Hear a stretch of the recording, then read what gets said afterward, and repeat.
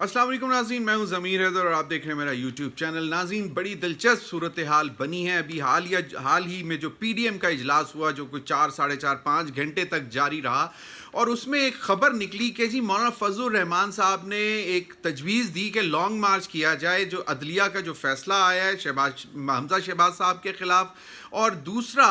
अटक पार से जो मुदाखलत हो रही है उस पर उन्होंने कहा कि जी हमें लॉन्ग मार्च करना चाहिए और हमारे तहफ़्फ़ुज़ात हैं कि अटक पार से मुदाखलत क्यों हो रही है। अब बात यह है कि तकरीबन 9 अप्रैल से देखें और अब तक अगर 100 दिन से या उससे कुछ ज़ायद हुए हैं, उसमें इनकी कारकर्दगी अवाम ने बाकायदा तौर पर उनको बता दिया है कि पीडीएम मुकम्मल तौर पर फेल हो चुकी हुई है। आप कोई भी एरिया देख लें, जो सबसे बड़ा इल्ज़ाम लगाया जा रहा था इमरान खान साहब के ऊपर और उनकी हुकूमत पर, और जिसकी वजह से 27 फरवरी को बिलावल भुट्टो जरदारी साहब ने कराची से लॉन्ग मार्च भी शुरू किया, वो एक नुक्ता था और वो था महंगाई। और वो बार बार कहते आ रहे थे कि इमरान खान साहब, मेरे इस्लामाबाद पहुंचने से पहले आप असम्बलियाँ डिज़ोल्व कर दें, इंतखाबात का ऐलान कर दें। और सिंगल पॉइंट एजेंडा था कि अवाम जो है वो मर रही है, पिस रही है, महंगाई है। उसके बाद उन्हीं दिनों के कुछ दिनों बाद मरियम नवाज साहिबा और उनके कज़न हमज़ा शहबाज साहब ने भी लाहौर से एक मार्च शुरू किया, और उसका भी यही पॉइंट, सिंगल पॉइंट एजेंडा था कि महंगाई है और मईशत को इमरान खान साहब ने तबाह कर दिया। अब पिछले 100 दिन से हमने जो भी कारकर्दगी देखी है वो सामने खुलकर आ गई है। अब इस हद तक बात पहुंच गई है कि जनरल कमर जावेद बाजवा साहब को खुद अमरीकी जो डिप्टी सेक्रेटरी ऑफ स्टेट हैं उनसे बात करनी पड़ी है, वेंडी से, और उनको कहना पड़ा है कि जनाब अमेरिका अपना असर रसूख इस्तेमाल करे आईएमएफ के ऊपर और हमें फ़ौरी तौर पर जो $1.2 अरब की किस्त है, जो पहली किस्त आनी है, वो फ़ौरी तौर पर रिलीज़ करवा के दी जाए, क्योंकि अब हम डेट्स पे जो हमारे ऊपर कर्जे हैं उनके ऊपर हम डिफ़ॉल्ट करने के ऊपर बिल्कुल वर्ज पे हैं, at the verge of डिफ़ॉल्टिंग on our date commitments. तो इस वजह से तो एक तो ये कारकर्दगी खुल गई कि मुआशी मैदान में इन्होंने जो तीर मारने थे वो भी देख लिए। महंगाई जो है अपनी बुलंद तरीन सतह पर है। तो ये 100 दिन में ना मुआशी अहदाफ हासिल कर सके, ना मईशत में बेहतरी ला सके, ना अपने सियासी मामला जो हैं उनमें कोई बेहतरी ला सके, और उसका आपने नतीजा देख लिया। जो पंजाब के ज़िमनी इंतखाबात हुए 20 नशिस्तों पर, उसमें बुरी शिकस्त का सामना करना पड़ा पाकिस्तान मुस्लिम लीग नून को। और ये मुस्लिम लीग नून वो है जिसने कम से कम 35 साल से लाहौर के तख्त पर बादशाहत की है। पंजाब जो है उनके पास रहा है हमेशा, सवाए एक दफ़ा जब चौधरी परवेज़ इलाही साहब थे और वो एग्ज़ाइल का टाइम था जिस वक्त ये लोग सऊदी अरब गए हुए थे मुशर्रफ के दौर में। वरना अगर आप देखें 1985 ऑनवर्ड्स जो है ये थ्रू आउट पाकिस्तान मुस्लिम लीग नून पंजाब पर काबिज रही है। लेकिन अब पंजाब भी उनके हाथ से निकल गया हुआ है। उसके बाद ज़िमनी इंतखाबात के बाद जो भी इन्होंने किया, एक ड्रामा किया डिप्टी स्पीकर के ज़रिए, वो ड्रामा करवाया गया, एक ख़त सामने लाया गया चौधरी शुजात साहब का, और वो जो 10 वोट थे जो परवेज़ इलाही साहब को पढ़ने थे PMLQ के, उनको रिजेक्ट किया गया। वो मामला अदालत में गया और वो आपने देखा कि अदालत ने उसको भी उड़ा दिया। तो हमज़ा शहबाज साहब जो कि दूसरी दफ़ा हल्फ उठा के सामने आए थे, वो भी चंद दिन भी नहीं रह सके, चंद घंटे अगर आप गिने जाएं तो वो घंटों में ही फारिग हो गए और वो वापस घर चले गए। तो ये तो इनकी एक सियासत में अचीवमेंट्स थी जिस पे ये बड़ा नाज कर रहे थे कि जनाब हम PTI को, इमरान खान साहब को कॉर्नर कर देंगे। और अब बयानियां देखें जो लेके आ रहे हैं, ये तो अब तक की होगी इनकी कारकर्दगी मईशत के मैदान में और सियासत के मैदान में जो इनके साथ हुआ। अब बयानियां मौलाना फजलुर रहमान साहब ये लेके आ रहे हैं कि जनाब अटक पार से हमारे खिलाफ साजिश हो रही है, और इस बयानिए को मरियम नवाज साहिबा भी मानती हैं, सब्सक्राइब करती हैं और कहती हैं कि जी बिल्कुल जो न्यूट्रल्स थे वो न्यूट्रल्स नहीं रहे और अब हमारे जो है वो खिलाफ मामला चलना शुरू हो गए हैं। अब मतलब अफसोस की बात यह है कि मौलाना फजलुर रहमान साहब अब ये कह रहे हैं कि जी मुदाखलत अटक पार से हो रही है तो खुलकर बात कर लेते हैं। वो बात कर रहे हैं जनरल फैज़ साहब की, जनरल फैज़ हमीद साहब की, जो कि इस वक्त कोर कमांडर हैं पेशावर के, और इनको खौफ ये है کہ جناب ابھی بھی جنرل فیض صاحب اپنا اثر رسوخ استعمال کر رہے ہیں اور وہ اتنے اثر میں ہیں کہ وہ باقی ملٹری اسٹیبلشمنٹ سے زیادہ پاورفل بن رہے ہیں. اور جو ابھی تک جو کچھ بھی ہو رہا ہے, چاہے وہ پنجاب کے ضمنی انتخابات ہوں, چاہے وہ عدلیہ کا حالیہ فیصلہ ہو جس میں حمزہ شہباز شریف صاحب کو چھٹی کرا دی گئی کہ وہ چیف منسٹر نہیں رہے پنجاب کے, اس سب کا مولانا فضل الرحمان صاحب اور معذرت سے مریم نواز صاحب اور ان کے والد صاحب میاں نواز شریف صاحب کا بھی یہی خیال ہے کہ ابھی بھی مداخلت ہو رہی ہے, لیکن اٹک پار سے. اب اس میں تو سب سے بڑی بات جو ہے, عدلیہ کے اوپر تو وہ خیر باتیں کر ہی رہے ہیں کہ جناب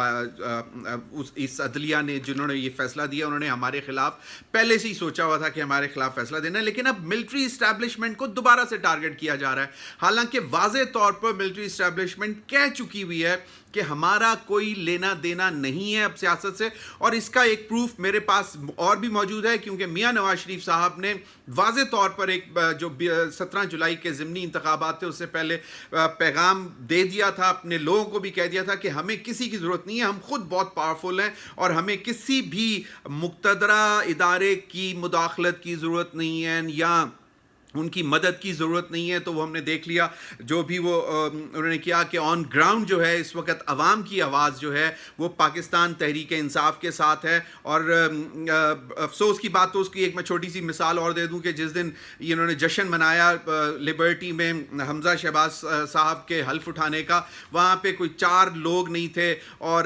جس دن یہ فیصلہ آیا چودھری پرویز الہی صاحب کو دوبارہ چیف منسٹر اناؤنس کیا گیا باقاعدہ سپریم کورٹ کی طرف سے, اور آپ نے دیکھا نہ صرف لاہور لبرٹی میں بلکہ پورے پاکستان کے تمام بڑے شہروں میں پاکستان تحریک انصاف کے ورکرز نکلے اور انہوں نے جشن منایا. تو اب تو یہ تو ایک پاپولیرٹی ہے. تو اب اس سب کا الزام جو ہے وہ لگانے کی کوشش کی جا رہی ہے کہ جی اٹک پار سے مداخلت ہو رہی ہے. ایک تو وہ یہ سمجھ رہے ہیں کہ جناب یہ سب کچھ وہ کروا رہے ہیں. اب اس کا جو ان کو شاید سمجھ نہیں آ رہی, نہ مریم نواز صاحبہ کو, نہ میاں نواز شریف صاحب کو, اور نہ مولانا فضل الرحمان صاحب کو, کہ اگر جب آپ یہ ایسی بات کر رہے ہیں تو آپ ایک چین آف کمانڈ کو کویسچن کر رہے ہیں, اور پاکستانی فوج میں ایسا نہیں ہوتا. کوئی بھی جنرل ہو, چاہے وہ کور کمانڈر ہو, وہ کبھی بھی کسی بھی طرح انڈیپینڈنٹلی کچھ بھی نہیں کرتا اور نہ ہی کرنا چاہتا ہے, کیونکہ ایک کوڈ ہوتا ہے, ایک چین آف کمانڈ ہوتی ہے جس کو انہوں نے فالو کرنا ہوتا ہے. اور یہ اب جان بوجھ کر جو آپ مولانا فضل الرحمان صاحب اور مریم صاحبہ اور ان کے والد صاحب اور شاید ان کے ساتھ کچھ اور لوگ بھی شامل ہیں, جو جان بوجھ کر یہ الزام لگا رہے ہیں, یہ باقاعدہ رفٹ پیدا کرنے کی کوشش کی جا رہی ہے ہمارے سب سے زیادہ ڈسپلنڈ ادارے میں, اور وہ ہے پاک فوج. اور اس میں اس قسم کی باتیں کر کے رفٹ پیدا کرنے کا مطلب یہ ہے کہ مولانا فضل الرحمان صاحب اور ان کی پی ڈی ایم جو ہے وہ شکست کھا چکی ہوئی ہے. اور یہ سارے وہ پینک میں آ کے باتیں کر رہے ہیں کہ جی یہ دیکھیں مداخلت ہو رہی ہے, اور ایک انڈیویجول شخص جو ہے وہ اٹک پار سے مداخلت کر رہا ہے. تو یہ میرے خیال میں ان کو سوچنا پڑے گا, اور میاں شہباز شریف صاحب اور ان کا جو سوچ والے ہیں وہ اس چیز سے گھبرا رہے ہیں. یہ بھی میں آپ کو بتاتا چلوں کہ شاید پاکستان پیپلز پارٹی بھی اس چیز کو سبسکرائب کرنے کو تیار نہیں ہے, اور میاں شہباز شریف صاحب اور جو ان کے جو لائک مائنڈڈ لوگ ہیں وہ تو باقاعدہ طور پر اس چیز کو ناپسند کر رہے ہیں کہ اس قسم کی آوازیں ہمارے رینکس سے, ہماری فورم سے نہیں نکلنی چاہیے, کیونکہ ان کے اندر کوئی سالڈ ایویڈنس پروف نہیں ہے. اور اگر آپ کسی ایک شخص کو ٹارگٹ کر رہے ہیں جو ایک باقاعدہ چین آف کمانڈ کو, ایک کوڈ کو فالو کرتا ہے, تو وہ زیادہ نقصان دہ ہوگا آپ کے, کیونکہ ایسا کبھی ہو نہیں سکتا اور نہ ہی ہو رہا ہے. تو یہ اٹک پار سے جو مداخلت ہے, اس کے خلاف جو لانگ مارچ مولانا فضل الرحمان صاحب نے اناؤنس کیا ہے, یہ شاید ان کو خود اس کی منہ پر کھانی پڑ جائے. اور یہ میں نے آپ کو بتا دیا کہ ان کی بیسکلی جو کچھ بھی اس وقت ہو رہا ہے وہ ان کی 100 دنوں کی کارکردگی, اور پھر عمران خان صاحب کا نیریٹو کہ یہ چوروں کا ٹولہ جو ہے اس کو بٹھا دیا گیا ہے, اور ان سے نہ تو معیشت سنبھل رہی ہے نہ ہی سیاست ان سے ہو پا رہی ہے, اور یہ اب کہیں کے نہیں رہے. اب آصف علی زرداری صاحب اور بلاول بھٹو زرداری صاحب تو اس وقت جو ہیں وہ اس سٹیج پہ آ گئے ہیں کہ اب ان کو صرف اپنا سندھ بچانا ہے, کہ آئندہ جو ہے وہ کہیں ان کے ہاتھوں سے سندھ بھی نہ نکل جائے. تو وہ بھی اس چیز کو قطعی طور پر مولانا فضل الرحمان صاحب کا جو بیانیہ ہے اس کو سبسکرائب نہیں کر رہے. اور میاں شہباز شریف صاحب اور ان کا جو لائک مائنڈڈ لوگ ہیں ان کا بھی یہی خیال ہے کہ اس قسم کا بیانیہ ہمارے فورم سے نہیں جانا چاہیے کیونکہ اس کا نقصان ہوگا. اور اس سے پہلے اگر آپ کو یاد ہو جو پی ڈی ایم کا جو اجلاس ہوا تھا ابھی, اس میں یہ بھی کہا گیا اور شہباز شریف صاحب کے اوپر کافی اس بات کا اظہار کیا گیا کہ شہباز شریف صاحب کی جو مفاہمتی پالیسی تھی اس کی وجہ سے پی ڈی ایم اور یہ تمام جو اس وقت حکومتی الائٹ پارٹیز ہیں ان کو نقصان اٹھانا پڑا, چاہے وہ ضمنی انتخابات ہوں, چاہے وہ حمزہ شہباز کا چیف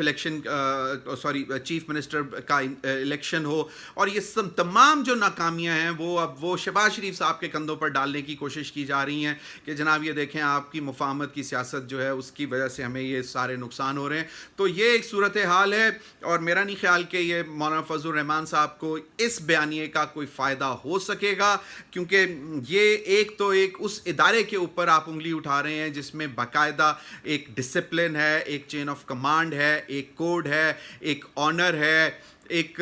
ڈگنیٹی ہے, اور جس کو وہ کسی بھی طرح کہیں پر بھی وائلیٹ نہیں کرتا ہے. وہ ادارہ کوئی بھی انڈیویجول وائلیٹ نہیں کرتا, اور چہ جائے کہ آپ اس وقت یہ بولیں کہ جی اٹک پار سے مداخلت جو ہے وہ ہمیں نامنظور اور اس کی وجہ سے ہمیں یہ ساری ناکامیاں اٹھانا پڑ رہی ہیں. تو بڑی وجہ یہی ہے کہ آپ کی اپنی کارکردگی وفاقی حکومت کے 100 دن سے زائد کا پاور میں رہتے ہوئے بھی ناکام ہونا, معیشت کو نہ سنبھال پانا, ڈالر اسی طرح اونچی اڑان پر جا رہا ہے, مہنگائی اسی طرح بڑھتی جا رہی ہے, غربت اسی طرح بڑھتی جا رہی ہے. اور اب جو ہے وہ یہ بیانیہ نہیں چلے گا کہ جناب ہمیں کھل کر کام نہیں کرنے دیا جا رہا, ہمارے خلاف مداخلت ہو رہی ہے. تو معذرت سے اب یہ بیانیہ نہیں چلے گا. تو اب سوچنا یہ پڑے گا کہ ایک ہی حل ہے اور وہ ہے فوری, صاف اور شفاف عام انتخابات, جو کہ عمران خان صاحب بھی ڈیمانڈ کر رہے ہیں اور ان کی پارٹی اور ان کے جو ساتھی ہیں وہ بھی سب ڈیمانڈ کر رہے ہیں کہ حل اب صرف ایک ہی ہے. اب تک کے لیے اتنا ہی, شکریہ.